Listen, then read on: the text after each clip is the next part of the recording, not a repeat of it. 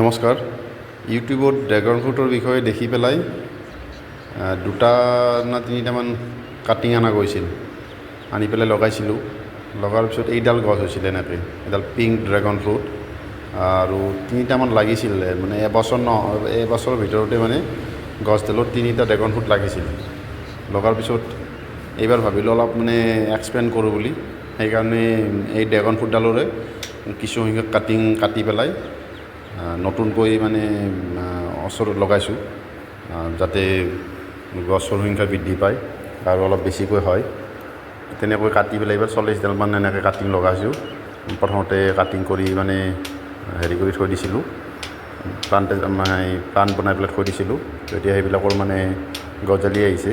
তো এতিয়া লাহে লাহে ড্ৰেগন ফ্ৰুট বাঢ়িব। আৰু এবাৰ এইখিনি কাটিং কৰিব পৰা হ'লে তেতিয়া এবাৰ এইখিনিতকৈ ডাবল কৰি দিব পাৰিম।